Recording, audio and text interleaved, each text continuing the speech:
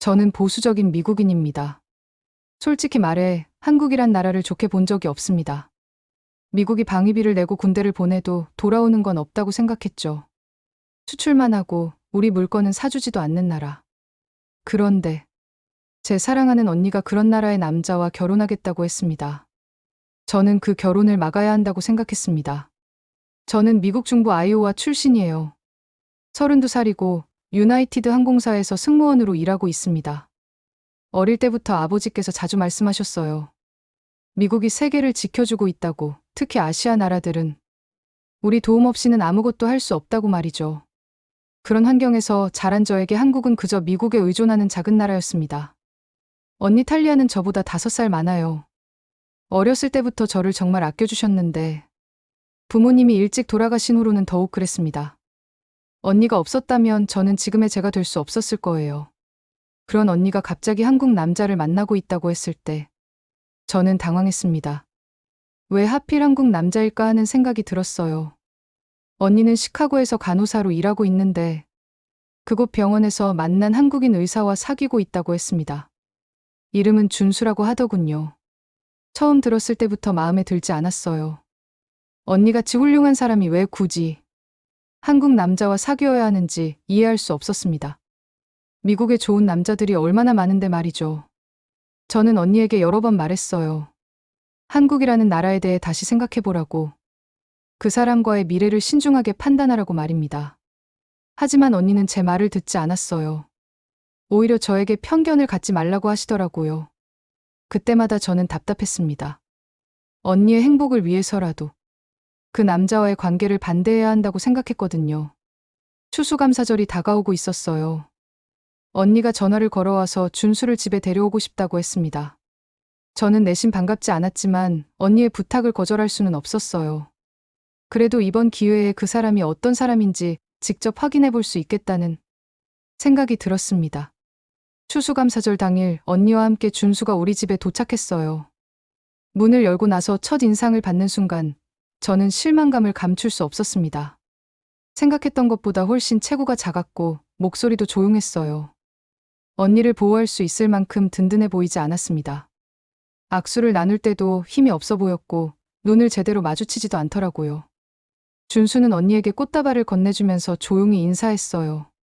저에게도 정중하게 인사했지만 뭔가 소극적이고 자신감이 없어 보였습니다. 저는 속으로 생각했어요. 저 사람이 정말 언니를 행복하게 해줄 수 있을까? 위험한 상황에서 언니를 지켜줄 수 있을까 의심스러웠습니다.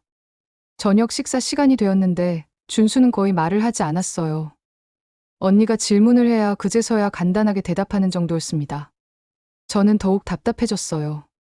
언니는 활발하고 사교적인 성격인데 이런 조용한 남자와 어울릴 수 있을까 싶었거든요. 게다가 준수는 음식을 먹는 것도 조심스러워 보였어요. 마치 우리를 의식하는 것 같았습니다. 식사 후에 거실에 앉아 있을 때도 마찬가지였어요. 준수는 구석에 조용히 앉아서 책을 읽고 있었습니다. 언니가 말을 걸어야 그제서야 고개를 드는 정도였어요. 저는 점점 확신하게 되었습니다. 이 사람은 언니에게 맞지 않아요. 너무 소극적이고 리더십도 없어 보이고 무엇보다 언니를 보호해줄 만큼 강해 보이지 않았거든요. 그날 밤 언니와 둘이 있을 때 저는 솔직하게 말했어요. 준수가 언니에게 맞지 않는 것 같다고 다시 한번 생각해보라고 했습니다. 하지만 언니는 제 말을 이해하지 못하시더라고요. 오히려 저에게 편견을 버리라고 하셨어요. 그때 저는 더욱 답답했습니다. 몇 주 후 언니가 또 다른 제안을 했어요. 한국에 가보는 게 어떻겠냐고 하더라고요. 준수의 나라를 직접 보고 나서 판단해도 늦지 않다고 말했습니다. 저는 처음에는 거절하려 했어요. 왜 굳이 그런 나라까지 가야 하는지 이해할 수 없었거든요. 하지만 언니가 계속 설득하더라고요. 한 번은 직접 보고 판단하라고, 그래야 공정하다고 말씀하셨습니다. 고민 끝에 저는 언니의 제안을 받아들이기로 했어요.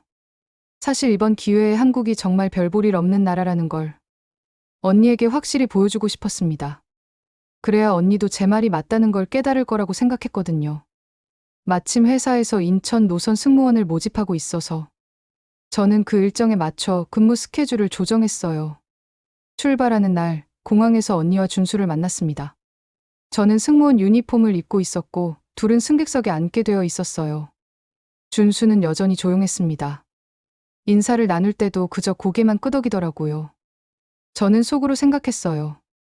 저 사람이 정말 자기 나라를 자랑스럽게 생각하는 걸까? 전혀 그런 것 같지 않아 보였거든요. 비행기가 이륙하고 나서 저는 승무원으로서 업무를 시작했어요. 하지만 계속해서 언니와 준수가 앉아있는 좌석 쪽을 의식하게 되더라고요. 준수는 여전히 책을 읽고 있었습니다. 언니가 말을 걸어도 간단하게 대답하는 정도였어요. 저는 더욱 확신하게 되었습니다. 역시 제 예상이 맞았어요. 비행 시간 동안 저는 다른 승객들을 관찰해봤습니다. 한국으로 가는 사람들이 어떤 사람들인지 궁금했거든요. 대부분은 한국인으로 보이는 사람들이었고 몇몇 서양인들도 있었어요. 하지만 특별해 보이는 건 없었습니다. 그저 평범한 사람들이었어요. 저는 속으로 생각했습니다. 과연 이 사람들의 나라가 어떨까? 정말 미국만큼 발전되어 있을까? 기내 서비스를 하면서도 계속 그런 생각들이 머릿속을 맴돌았어요. 언니는 왜 굳이 한국까지 가보자고 했을까? 혹시 준수가 언니에게 자기 나라를 자랑하고 싶어서 그런 건 아닐까? 아니면 언니가 저를 설득하기 위한 마지막 방법인 걸까? 어쨌든 저는 이번 여행이 끝나면 언니도 제 말이 맞다는 걸 인정할 거라고 확신했습니다. 비행이 시작된 지 몇 시간이 지났을 때였어요. 저는 여전히 승무원 업무를 하고 있었는데 준수는 계속 조용히 책만 읽고 있었습니다. 언니가 옆에서 이런저런 이야기를 해도 고개만 끄덕이거나 짧게 대답하는 정도였어요. 저는 속으로 한숨을 쉬었습니다. 역시 제가 생각한 대로였어요. 창밖을 보니 구름 위를 날고 있었는데 아직 한참 더 가야 했습니다.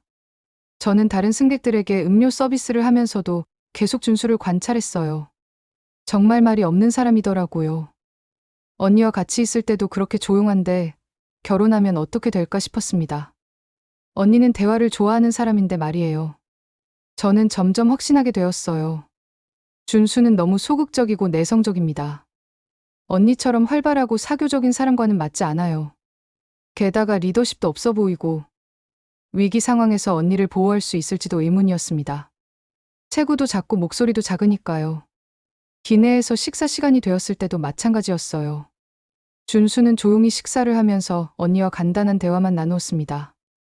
주변 승객들과도 전혀 교류하지 않더라고요. 저는 생각했어요. 저런 사람이 과연 사회적으로 성공할 수 있을까? 의사라고 하는데 정말 환자들과 소통을 잘할 수 있을까? 시간이 더 지나면서 저는 점점 답답해졌어요. 준수를 보면서 느끼는 실망감이 더 커졌습니다. 언니는 정말 훌륭한 사람이에요. 아름답고 똑똑하고 성격도 좋고 능력도 뛰어나죠. 그런 언니가 왜 저런 조용하고 소극적인 남자에게 마음을 줬는지 정말 이해할 수 없었어요. 저는 속으로 결심했습니다. 한국에 도착해서 그 나라가 어떤 곳인지 직접 확인해보겠다고 말이에요. 아마 별로 발전되지 못한 나라일 거예요. 그러면 언니도 깨달을 거라고 생각했습니다. 준수라는 사람도 그의 나라도 언니에게 맞지 않는다는 걸 말이죠. 저는 이번 여행이 언니의 눈을 뜨게 해줄 거라고 확신했어요. 갑자기 기내에 소란이 일어났어요. 중간 좌석 쪽에 앉아있던 한 승객이 큰 소리로 불평을 하기 시작했습니다. 담요가 충분하지 않다며 승무원에게 고성을 지르더라고요. 저희 동료 승무원이 정중하게 설명하려고 했지만 그 승객은 점점 더 화를 냈어요. 목소리도 더 커지고 다른 승객들까지 불편해하기 시작했습니다. 저는 그쪽으로 가려고 했는데 그때 놀라운 일이 일어났어요. 준수가 자리에서 일어나더니 그 승객에게 조용히 다가갔습니다. 저는 뭘 하려는 건지 궁금해서 지켜보고 있었어요. 준수는 매우 침착한 목소리로 그 승객에게 말을 걸기 시작했습니다. 실례합니다. 혹시 어디가 불편하신가요? 준수의 목소리는 조용했지만 단호했어요. 그 승객이 화를 내면서 자초지종을 설명하자 준수는 끝까지 듣고 나서 천천히 대답했습니다. 승무원들이 최선을 다하고 있다고. 기내에서는 모든 승객의 편의를 위해 규정이 있다고 설명했어요. 그런데 그 말투가 전혀 권위적이지 않았습니다. 오히려 그 승객의 입장을 이해한다는 듯이 말했어요. 더 놀라운 건 그 다음이었어요. 준수는 자신의 담요를 그 승객에게 건네주면서 자신은 괜찮다고 했습니다. 그러면서도 다른 승객들에게 미안하다고 인사까지 했어요. 그 모습을 보니 정말 의외였습니다. 평소에 조용하던 사람이 이런 상황에서는 이렇게 적극적으로 나설 수 있다니요. 그 승객도 점점 진정되더라고요. 준수의 진심 어린 태도에 마음이 누그러진 것 같았어요. 결국 그 승객은 사과하면서 자리로 돌아갔습니다. 주변 승객들도 안도의 표정을 지었어요. 저는 그 모든 과정을 지켜보면서 정말 놀랐습니다. 준수가 자리로 돌아가는 모습을 보니 평소와는 완전히 다른 사람 같았어요. 조용하고 소극적이라고 생각했는데 실제로는 상황을 정확히 파악하고 적절하게 대처할 줄 아는 사람이었습니다. 게다가 자신의 것을 양보하면서도 전혀 과시하지 않더라고요. 저는 혼란스러웠어요. 제가 준수에 대해 잘못 생각하고 있었던 건 아닐까? 몇 시간 후 비행기가 인천공항에 도착했어요. 저는 승무원 업무를 마치고 나서 언니와 준수와 함께 입국 절차를 밟았습니다. 공항에 발을 디디는 순간 제가 예상했던 것과는 완전히 달랐어요. 시설이 정말 깔끔하고 현대적이었습니다. 미국의 많은 공항보다도 더 세련되어 보였어요. 입국 심사를 받을 때도 놀랐습니다. 모든 절차가 질서정연하게 진행되었어요. 직원들도 친절했고 안내 표시도 명확했습니다. 저는 속으로 생각했어요. 이건 제가 상상했던 것과 다르네요. 좀 더 혼잡하고 체계적이지 못할 거라고 생각했는데 말이에요. 공항에서 나오면서 준수의 부모님을 만났어요. 두 분 다 저를 정말 따뜻하게 맞아주셨습니다. 준수의 어머니는 제 손을 잡으면서 한국에 온 걸 환영한다고 하시더라고요. 영어도 생각보다 잘하셨어요. 아버지는 제 가방을 들어주시면서 길이 힘들지 않았냐고 물어보셨습니다. 공항에서 서울로 가는 길에 창밖을 보니 정말 의외였어요. 고속도로도 잘 정비되어 있었고 주변 풍경도 생각했던 것보다 훨씬 발전되어 보였습니다. 높은 건물들이 줄지어 서 있고 도로도 넓고 깨끗했어요. 저는 점점 혼란스러워졌습니다. 제가 알고 있던 한국과는 너무 달랐거든요. 서울 시내에 들어서자 더욱 놀랐어요. 네온사인들이 화려하게 빛나고 있었고 사람들도 세련된 옷을 입고 다니더라고요. 거리도 생각보다 깨끗했습니다. 준수의 부모님은 저에게 이곳저곳을 설명해 주시면서 한국의 역사와 문화에 대해서도 이야기해 주셨어요. 준수네 집에 도착했을 때는 정말 깜짝 놀랐습니다. 아파트가 정말 현대적이고 깔끔했어요. 내부 인테리어도 세련되었고 가전제품들도 최신식이었습니다. 저는 솔직히 말해서 좀 더 낙후된 곳을 상상하고 있었거든요. 하지만 실제로는 미국의 중산층 가정과 별반 다르지 않았어요. 저녁 식사를 준비해 주시는 모습을 보니 더욱 감동적이었습니다. 준수의 어머니는 저를 위해 특별히 음식을 준비해 주셨어요. 맵지 않은 음식들로 골라서 만들어 주시더라고요. 그러면서 저에게 한국 음식이 입에 맞을지 걱정된다고 하셨습니다. 그 세심한 배려에 저는 마음이 따뜻해졌어요. 다음 날 아침, 저는 혼자서 서울 시내를 돌아다니고 싶다고 했어요. 한국의 실상을 직접 확인해보고 싶었거든요. 준수의 부모님은 처음에는 걱정하셨지만 제가 승무원이라 여행 경험이 많다고 하니 안심하시더라고요. 지하철 노선도를 자세히 설명해 주시고 교통카드도 만들어 주셨습니다. 지하철역에 들어서자마자 정말 놀랐어요. 역사가 엄청나게 깨끗하고 현대적이었습니다. 안내 방송도 한국어, 영어, 중국어, 일본어로 나오더라고요. 지하철 노선도를 보니 정말 복잡해 보였는데 막상 이용해보니 체계적으로 잘 되어 있었어요. 배차 간격도 짧아서 오래 기다리지 않아도 되었습니다. 지하철 안에서 사람들을 관찰해봤는데 정말 질서정연했어요. 모두들 조용히 있으면서 스마트폰을 보거나 책을 읽고 있었습니다. 자리를 양보하는 모습도 자주 볼 수 있었어요. 특히 임산부나 노인분들이 타시면 젊은 사람들이 자연스럽게 자리를 양보하더라고요. 저는 감동받았습니다. 명동에 도착해서 거리를 걸어 다니는데 정말 활기차고 세련된 곳이었어요. 쇼핑몰들도 화려하고 음식점들도 많았습니다. 사람들의 패션 센스도 뛰어나 보였어요. 저는 점점 제가 가지고 있던 편견이 얼마나 잘못된 것이었는지 깨닫게 되었습니다. 그런데 지하철에서 내릴 때 실수를 했어요. 제 가방을 좌석에 그대로 두고 내린 거예요. 플랫폼에 서 있다가 깨달았을 때는 이미 지하철이 떠난 후였습니다. 저는 당황해서 어쩔 줄 몰랐어요. 외국에서 가방을 잃어버리다니 정말 난감한 상황이었죠. 그때 지나가던 한국 남성분이 저에게 다가왔어요. 제가 당황해하는 모습을 보고 무슨 일인지 물어보시더라고요. 유창한 영어로 상황을 들어보시고는 바로 역무원에게 데려가 주셨습니다. 그분이 직접 통역까지 해주시면서 분실물 신고를 도와주셨어요. 놀랍게도 30분 만에 제 가방을 찾을 수 있었습니다. 다음 역에서 누군가가 신고해줬다고 하더라고요. 가방 안에 물건들도 하나도 없어지지 않았어요. 저는 정말 감동했습니다. 그 한국 남성분에게 감사 인사를 드리려고 했는데 이미 조용히 사라지신 후였어요.